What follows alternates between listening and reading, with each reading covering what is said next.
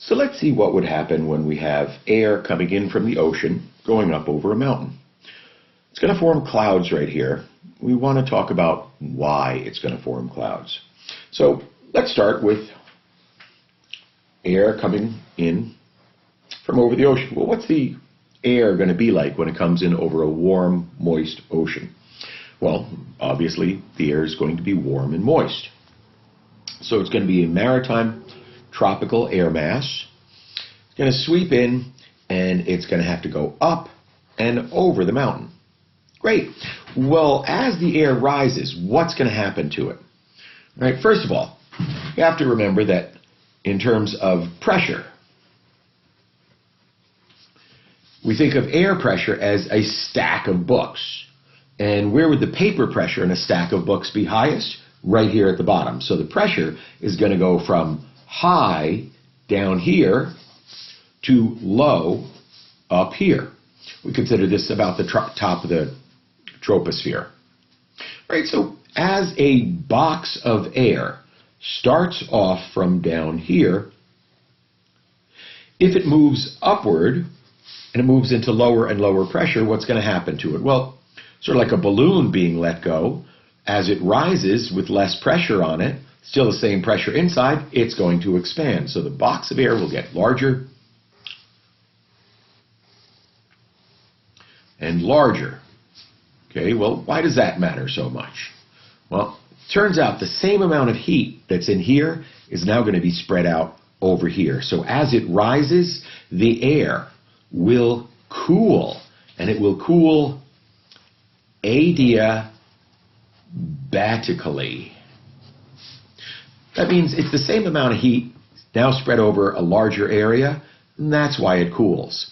But as it cools, it also cannot hold as much water vapor as it had before. So that means sooner or later you're going to reach some elevation where the air is holding as much water vapor as it can. And at that point, it has reached what we will call the dew point. The dew point is the temperature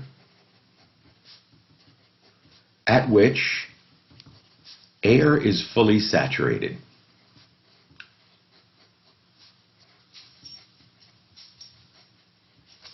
So the air is fully saturated here. As it rises, let's say right here is where it finally reaches its dew point. And if the air rises more, a cloud will form. All right, so great. We have rising air. It expands as it rises, reaches its dew point as it cools due to that expansion, and starts kicking out the excess water vapor in it, forming a cloud.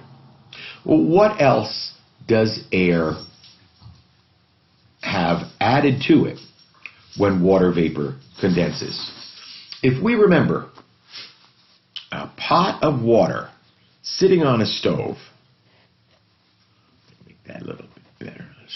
Pot of water sitting on a stove, and here's the stove, and you have a fire under that pot of water. All right?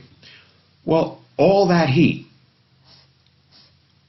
is going to make a lot of water vapor. And all of the heat that it took to evaporate that whole pot of water is going to be released and stored in that water vapor. Okay? So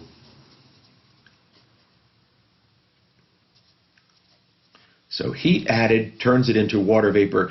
If that water vapor should condense into raindrops, I'll make better raindrops, into raindrops or cloud droplets, the heat is released. So the heat is all released here as it condenses. So evaporation produces water vapor, condensation produces liquid water, and the heat is released. So right here you have a lot of heat being released. And as that heat is released, sure, as this air rises, it's simply not going to cool as quickly as it would have before. But if that water is taken out of the air as precipitation on the mountain, this side of the mountain will be wet and cool. The heat released stays in the air, and the heat would be used to evaporate all that water back into water vapor, but you've now released all this water, and the water is not available to be evaporated by the air here. So as this air comes down the other side of the mountain, it still has all that extra heat.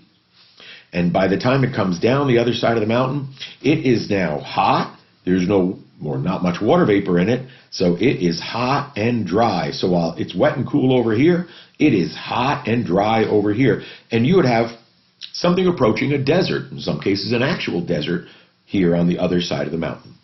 So you have air coming over the mountain. As it rises, it expands and cools, reaches its dew point. The dew point would be right there. When you look at the bottom of a cloud, it's nice and flat almost always. That's because the rising air has just reached its dew point right there.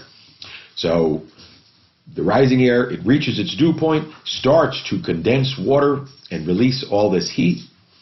If some of the water precipitates, it's not available anymore, and all you have left in the air is the heat from it. And as it comes down the other side, you have a hot, dry, desert-like area. And that is how you make clouds. Now, you do not have to have a mountain. What else could make clouds? Well, you just need rising air. So how can you have rising air? Well, what if you just have an area that's really hot, and you have air rising just because it's really hot? Great. That'll happen. What if you have a more dense air mass, and this air sliding up over that more dense air mass, in other words, warm air and cold air, if warm air slides up over that cold air, you'll have condensation happen then. If you have two air masses meet and force each other up, you'll have condensation then. All you have to do is get the air to rising, and you will start forming clouds eventually. Once it reaches its dew point, release that heat. It might even rain. So these are all the different ways that you can make a cloud. But that's what's going on. Thank you.